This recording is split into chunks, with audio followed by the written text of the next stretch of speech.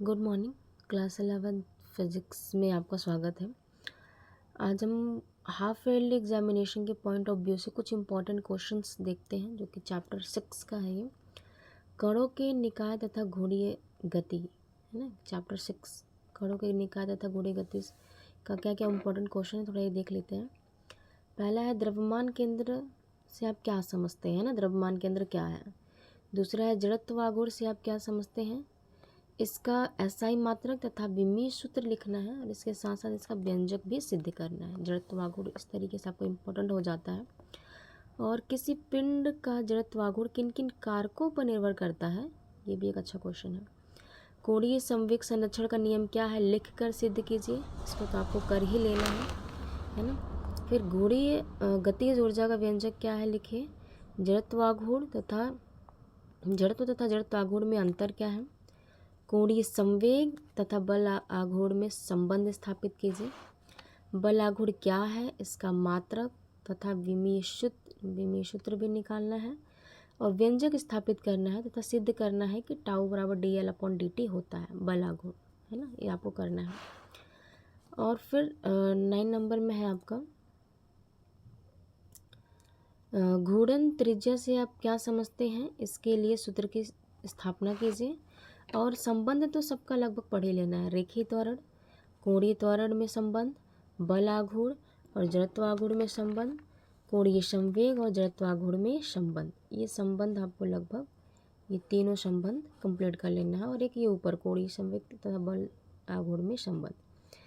फिर नेक्स्ट है आपका बल युग्म क्या है, उदाहरण दीजिए तथा बल आघूर्ण को परिभाषित कीजिए। इसी तरह हम देखेंगे अध्याय 7 गुरुत्वाकर्षण के कुछ इंपॉर्टेंट क्वेश्चन। इसमें है फर्स्ट, जी और जी में अंतर तथा संबंध। एकदम से मतलब मोस्ट इम्पॉर्टेंट, इसको ले लीजिए। जी और स्मॉल जो कैपिटल जी में अंतर तथा संबंध। न्यूटन का सार्वत्रिक गुरुत्वाकर्षण का नियम क्या है ये।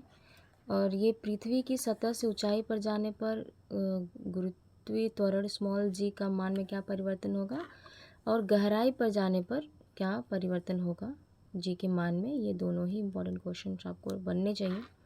ग्रहों की गति संबंधी केपलर के नियमों को लिखिए तथा सिद्ध कीजिए, है ना। केपलर का प्रथम नियम, द्वितीय नियम और तृतीय नियम, तीनों नियम आपको बनने चाहिए। और नेक्स्ट है कृत्रिम उपग्रह के परिक्रमण काल से आप क्या समझते हैं, इसके लिए व्यंजक को उत्पन्न कीजिए। फिर पृथ्वी तल से पलायन वेग के लिए सूत्र की स्थापना कीजिए। चंद्रमा पर वायुमंडल की अनुपस्थिति का कारण बताइए। पृथ्वी तल के समीप परिक्रमा करने वाले कृत्रिम उपग्रह के कक्षीय चाल और पलायन वेग के लिए व्यंजक स्थापित कीजिए तथा इनमें संबंध भी स्थापित कीजिए। मतलब कक्षीय चाल और पलायन वेग में क्या संबंध है, ये क्वेश्चन। और कक्षीय चाल के लिए व्यंजक और पलायन वेग के लिए व्यंजक, ये अलग अलग आपको लर्न करना है। अब है गुरुत्वीय विभव तथा गुरुत्वीय स्थितिज ऊर्जाएं, ये क्या है, इनकी परिभाषा लिखना तथा इनमें अंतर स्थापित करना है। ठीक है, ये आपके क्वेश्चन है चैप्टर 7 के। ये चैप्टर 8 ठोसों के यांत्रिक गुण है ना। इसके कुछ इंपॉर्टेंट क्वेश्चन देख लीजिए। प्रत्यास्थता की सीमा से आप क्या समझते हैं या क्या तात्पर्य है ये। इसके बाद हुक का नियम क्या है, इसको एकदम से लर्न कर लेना है आपको। हुक का नियम मोस्ट इम्पॉर्टेंट। अनुदैर्ध्य प्रतिबल किसे कहते हैं, अपरूपण प्रतिबल किसे कहते हैं, आयतन प्रतिबल की परिभाषा क्या है, और संपीड्यता से आप क्या समझते हैं, कभी कभी इसकी परिभाषाएं भी पूछ देता है। स्प्रिंग तावे के बजाय लोहे की बनाई जाती हैं, क्यों। नेक्स्ट क्वेश्चन है आपका दृढ़ता गुणांक को परिभाषित करते हुए इसका व्यंजक प्राप्त कीजिए। प्रत्यास्थ एवं प्लास्टिक वस्तुओं में क्या अंतर है, ये भी आपको लर्न करना है।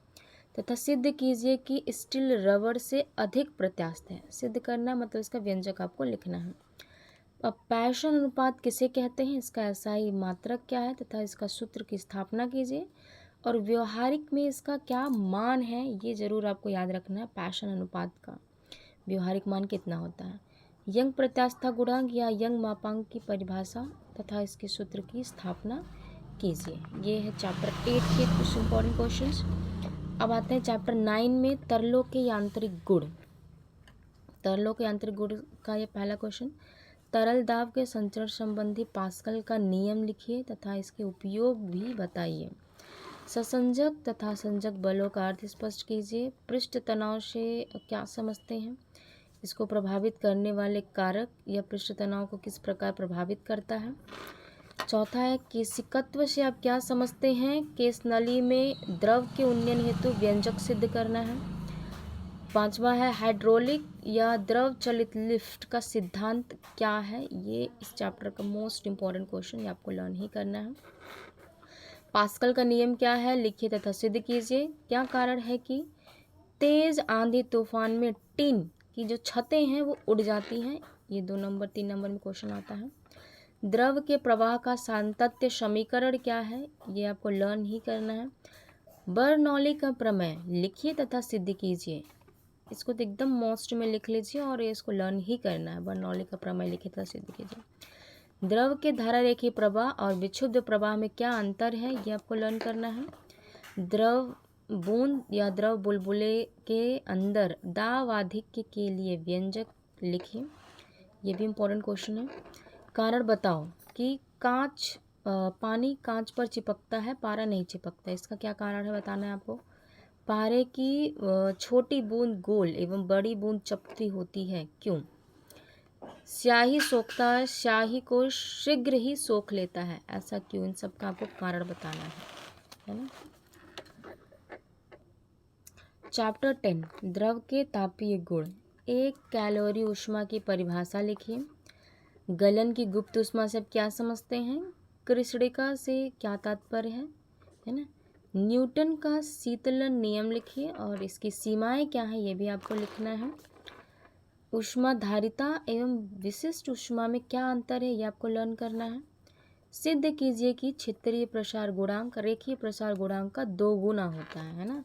ये मतलब कि आपको लर्न करना है कि क्षेत्रीय प्रसार गुणांक जो है वो रेखीय प्रसार गुणांक के 2 गुना होता है। ये सिद्ध करना है आपको। सिद्ध कीजिए कि आत्म प्रसार गुणांक रेखीय प्रसार गुणांक से तिगुना होता है। ये मैंने इसका वीडियो डाला हुआ है तो आप ज़रूर देखें, ये इंपॉर्टेंट क्वेश्चंस में आता है 2 गुना और तिगुना वाला।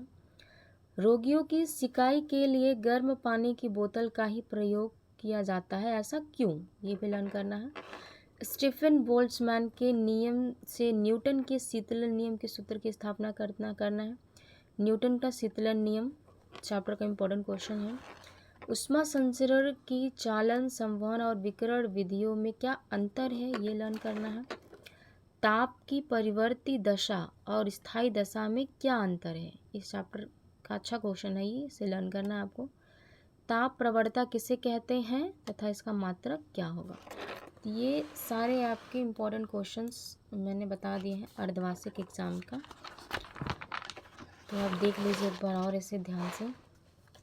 सारे इम्पोर्टेंट क्वेश्चंस हैं ना चैप्टर 9 के, सब अच्छे क्वेश्चंस हैं ये, इससे आप ज़रूर कंप्लीट करें ताकि जो क्वेश्चंस है सिर्फ अर्धवार्षिक का ही नहीं, ये वार्षिक के लिए भी आपको बहुत सपोर्ट करने वाले हैं। सारे क्वेश्चंस बहुत अच्छे क्वेश्चंस हैं।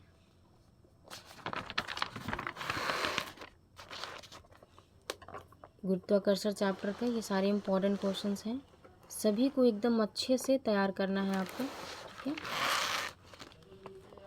और ये है चैप्टर 6 जो टफ लगता है आप लोगों को, toughest chapter I think physics का यही लगता होगा, है ना। इसे भी आप पूरा अच्छे से लर्न करें।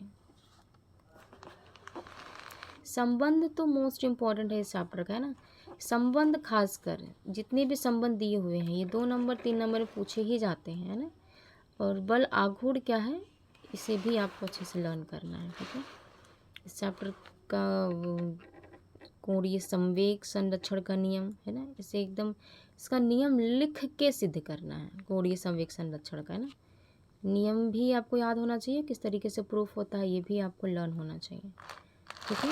और इसमें एक चीज़ है कि आप संचार उपग्रह, भू स्थायी उपग्रह, वो भी थोड़ा सा एक बार देख लीजिएगा, रफली लर्न कर लीजिएगा, है ना। संचार उपग्रह और भू स्थायी उपग्रह ये सब के क्वेश्चन, ठीक है। बाकी जो भी क्वेश्चन है इसमें ये इनफ है, एक्स्ट्रा में आप एक्स्ट्रा नॉलेज के लिए पढ़ सकते हैं, ठीक है। चलिए।